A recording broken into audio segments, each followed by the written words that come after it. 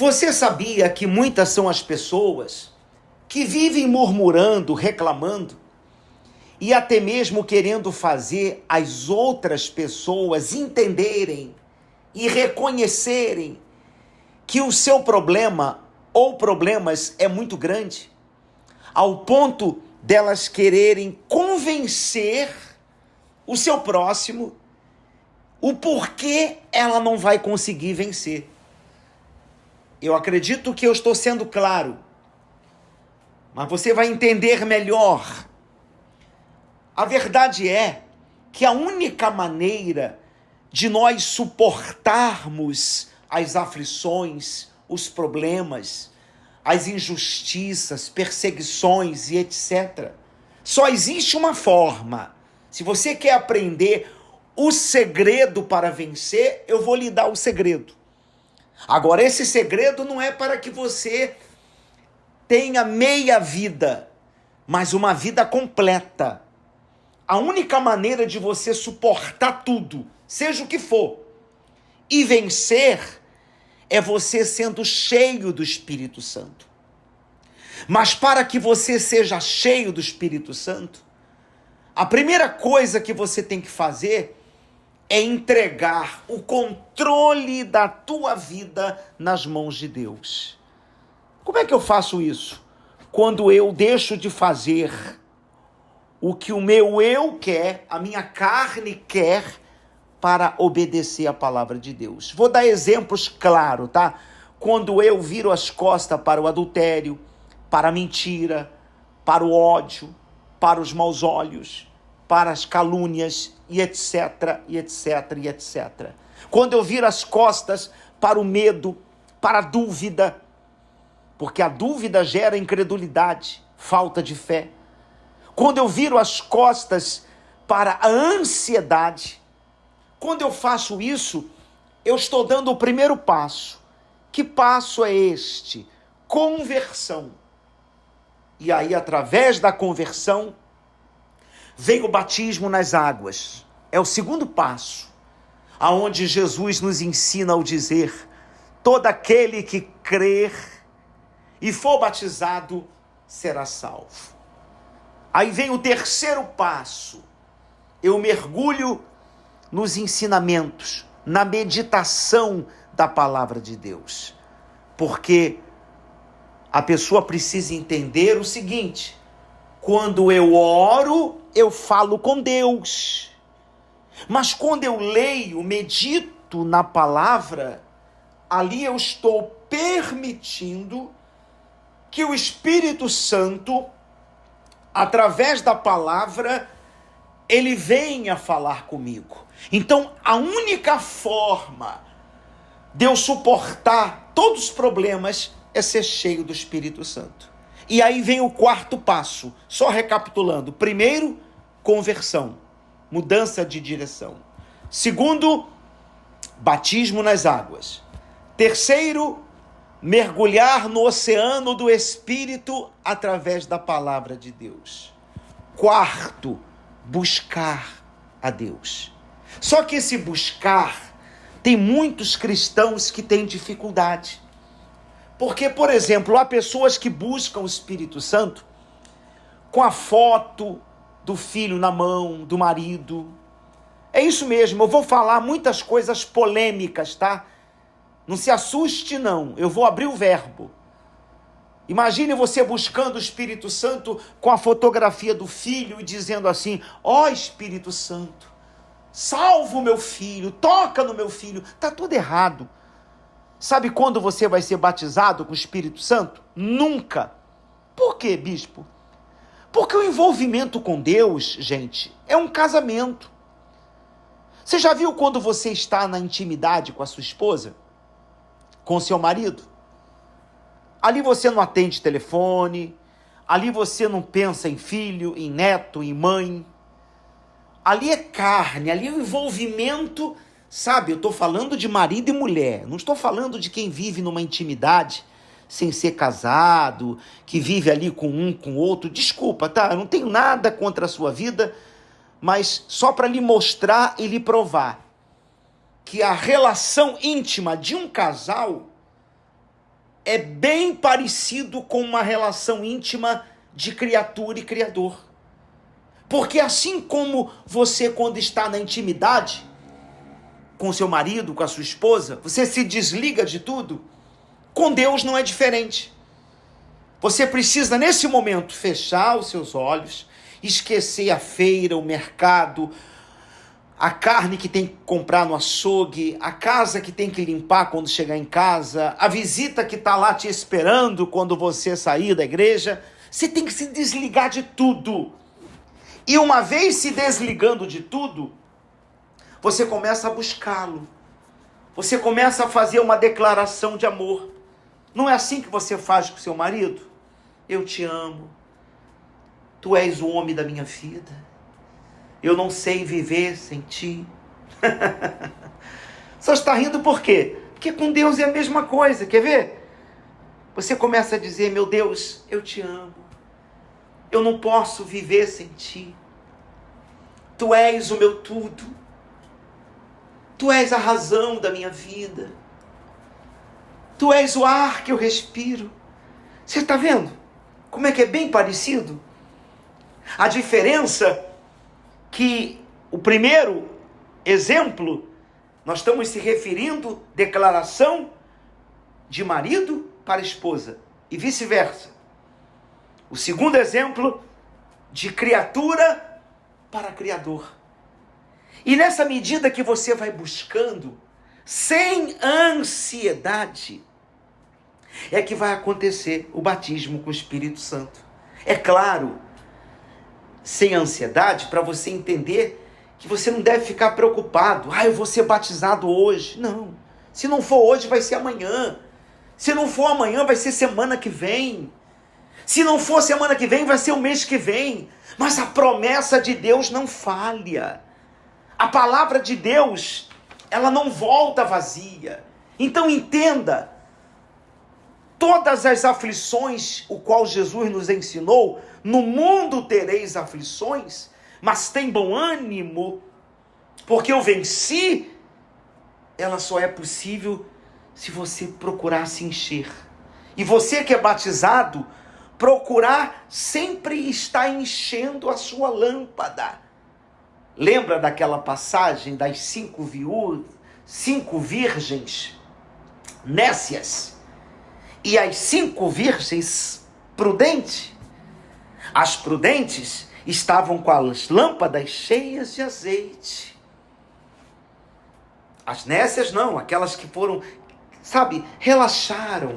E desculpa, tá? Muitas são as pessoas que essa palavra relaxar, relaxamento, infelizmente, tem sido uma palavra familiar. Porque quantas são as pessoas que estão relaxando com a sua comunhão com Deus, com a sua vida espiritual? Grave bem o que eu vou lhe dizer.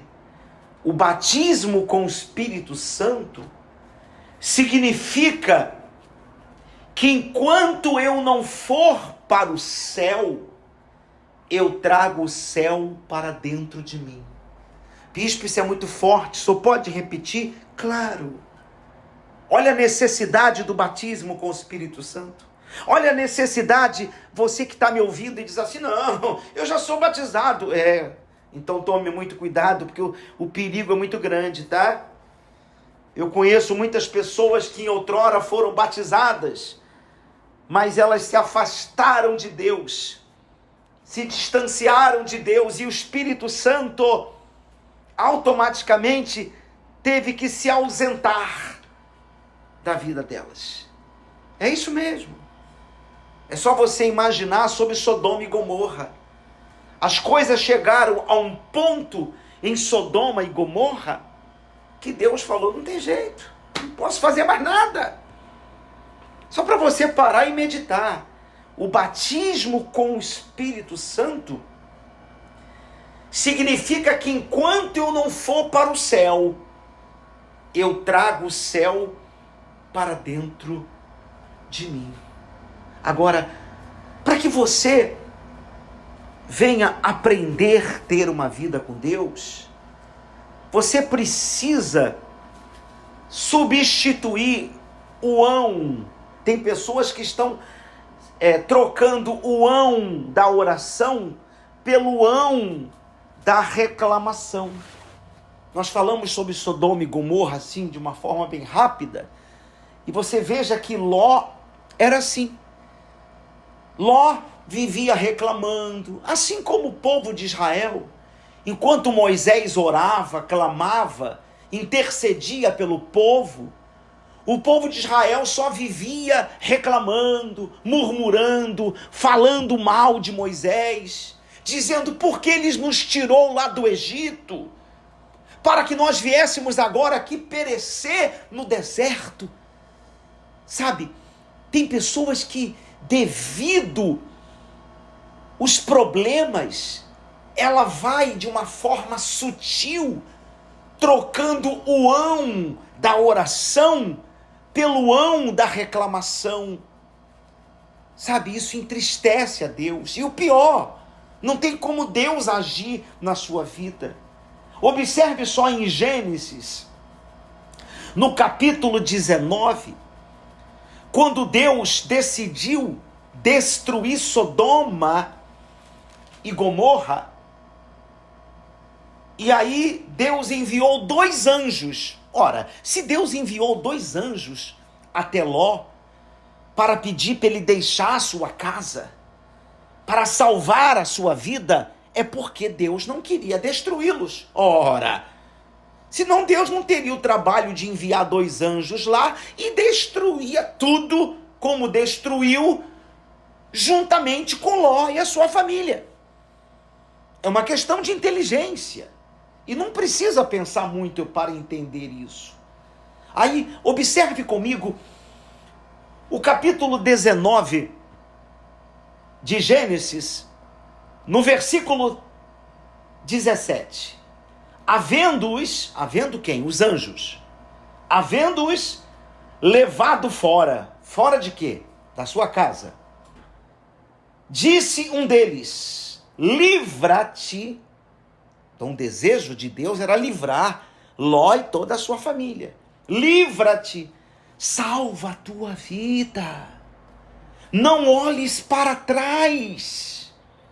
E quantas são as pessoas que ela está perdendo a comunhão com Deus, ela está perdendo as bênçãos, ela está perdendo a fé, porque ela vive olhando para trás.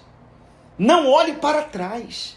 Ela não esquece o passado, ela não esquece quem lhe ofendeu, quem lhe traiu, quem lhe humilhou. Só que a cruz, a promessa, as bênçãos não está atrás.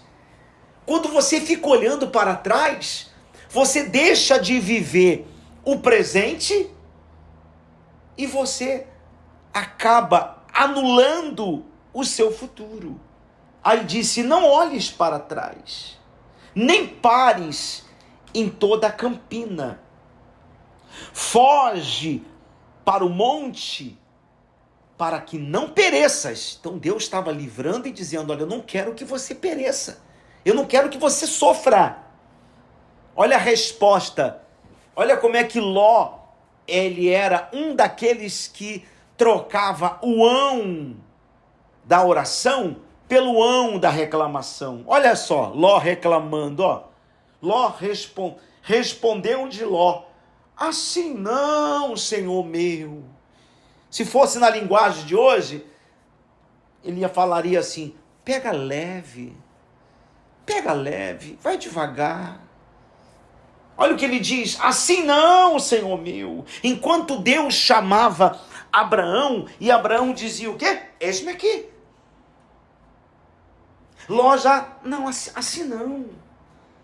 Então, pare de trocar o ão da oração, que Deus quer que você ore. Deus quer que você use a fé. Deus quer que você persevere. Porque aquele que te chamou não falha. Nunca perdeu uma batalha. Para de murmurar. Mas eu estou vivendo no deserto, bispo. Sim, o deserto é para você ser preparado. Deus nos prepara no deserto. Não é numa faculdade que Ele nos prepara, não. Deus preparou José no Egito. Deus preparou Moisés no deserto. Jesus enfrentou face a face Satanás no deserto.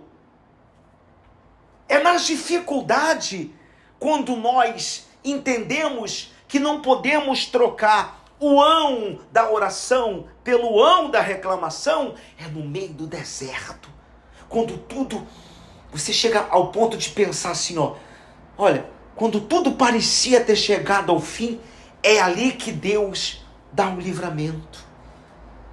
Observe que Sadraque, Mesaque e Abednego, eles tinham tudo para trocar o ão da oração pela reclamação, porque eles já estavam na boca. Quando eu digo boca, eu estou me dizendo a beira da fornalha, a mesma acesa. Depois o rei mandou aumentar 7 vezes mais. Eles tinham tudo para dizer, poxa, olha para Paulo e Silas, presos, acorrentados, chicoteados em praça pública, só porque eles mandaram embora um espírito adivinhador de uma mulher. E ela adivinhava, e com a adivinhação ela trazia lucros para os romanos. E os romanos, revoltados com aquela situação, penalizou de uma forma injusta, cruel. Imagine você rasgado, ferido, chicoteado, numa cela fria. Mas a Bíblia diz que por volta da meia-noite, Paulo e Silas estavam fazendo o quê? Orando. Estavam apresentando o ão da oração e não o ão da reclamação. É forte, né? E aí Deus vai e envia um anjo para abrir a cela, para tirá-lo de lá. E ainda, consequência disso, ainda salvou o carcereiro. Olha, pessoal, eu vou deixar vocês me julgarem. Vocês vão me julgar. Se eu tenho o desejo de salvar, de levar a salvação, eu não salvo ninguém. Quem salva é Jesus. Eu vou viajar mais de 350. Assim que eu terminar o culto, eu vou viajar mais de 350 quilômetros. Vai ser mais de 700 quilômetros, ida e volta, para batizar uma pessoa, para pregar e orar por uma família. A princípio, já tem 15 pessoas dessa família. Mas, bispo, o que o senhor está recebendo em troca? Bom, espiritualmente eu estou recebendo tudo. Alegria, gozo, prazer em minha alma. Como aconteceu na semana passada, último domingo. Eu batizei uma senhora no leito de dor, que nunca tinha ouvido falar de batismo. E 48 horas depois ela partiu. Foi para o seio de Abraão. Imagine se eu não tivesse ido ao hospital. Imagine se eu não tivesse perguntado para aquela senhora sobre batismo nas águas. A verdade é, quem é salvo quer salvar. A verdade é que muitas pessoas estão agora aqui na igreja e tantas outras por esse mundo afora, me ouvindo pela rede social, que você está vivendo como um sorrisal, já viu? Você joga o sorrisal dentro de um copo com água, você está fazendo, sabe, como aquela chaleira que começa a ferver, você está fazendo tempestade num copo d'água. Aí você vai dizer assim, é porque o Senhor não está na minha pele, o Senhor não está enfrentando o que eu estou enfrentando. Olha, eu quero te dizer que eu tenho problemas como você. Jesus teve problemas como nós temos hoje. E muitas das vezes nós temos mais problemas do que vocês. O que você precisa entender é a importância de você se consagrar, porque só suporta tudo quem é cheio do Espírito Santo. E quem é batizado e busca a renovação, está trazendo. O batismo com o Espírito Santo significa que enquanto eu não for para o céu, eu trago o céu para dentro de mim.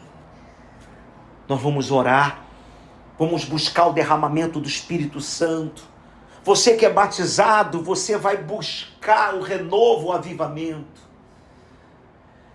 E você que me acompanha pela rede social, vou deixá-los, porque eu vou continuar a reunião. Que Deus abençoe o seu domingo, a sua vida, toda a sua casa, porque uma obra grande Deus já está fazendo. Só diga agora, eu creio. Só diga uma coisa, chame pelo nome de Jesus e diga, eu tomo posse da minha vitória. Lute e faça um voto com Deus, um pacto.